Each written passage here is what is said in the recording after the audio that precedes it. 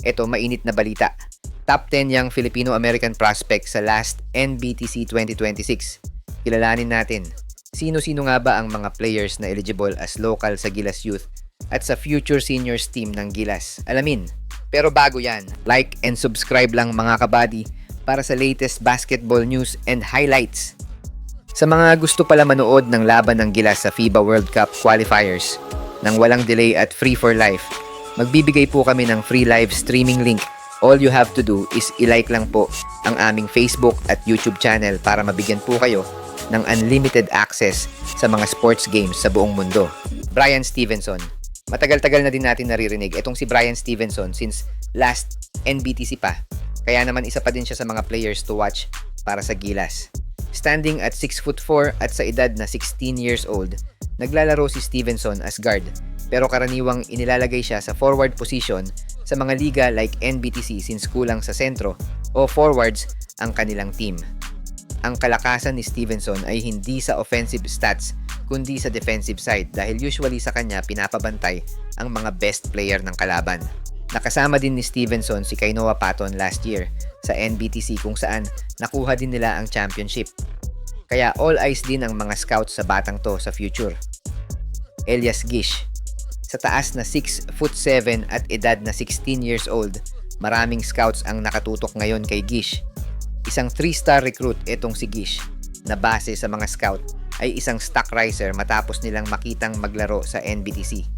Pinaka-dominant itong si Gish sa defensive side at may shooting din sa labas gaya ng NBA player na si Ayton.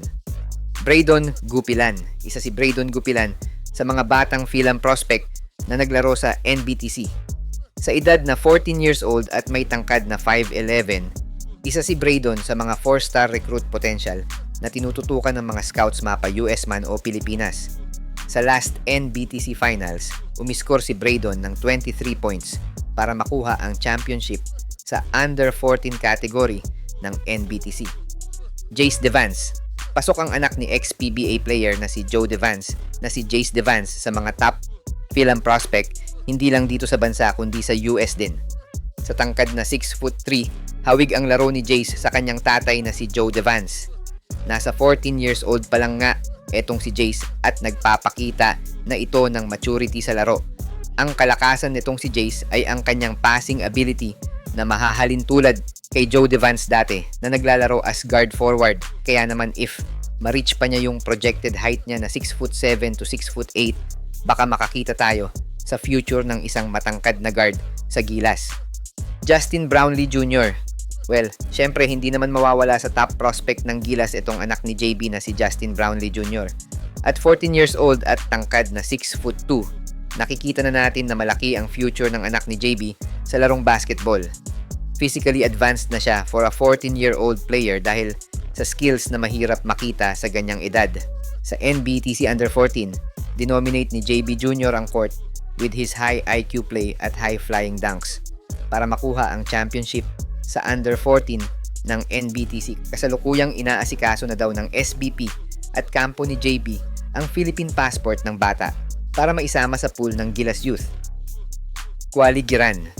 Kung may Luke Rose tayong nakita sa palarong pambansa last year, this year naman, isang 6'1" guard ang nagpamalas ng kanyang talento sa last NBTC. Sa edad na 15 years old, pinakita ni Filipino-American guard na si Quali Giran na he is one of the players to watch out sa future. Isang 5-star recruit itong si Giran at pasok din sa top 100 young player sa buong mundo sa class of 2029 na aabangan ng mga scouts. Sa isang laban nga, pumutok si Giran ng 32 points kontra sa mga matatangkad na players from NBTC kaya tinuturing siya na most scouted players sa NBTC this year. Sa pinakahuling players to watch sa mga young Philam prospects ay etong si Blaze Johnson. Sa nakaraang video nga natin, idinitalya natin kung bakit isang holy grail ang batang si Blaze. Yun nga lang, maliit ang tsansa nito na maglaro sa Gilas Youth dahil pinag-iisipan din nito na maglaro sa USA Basketball.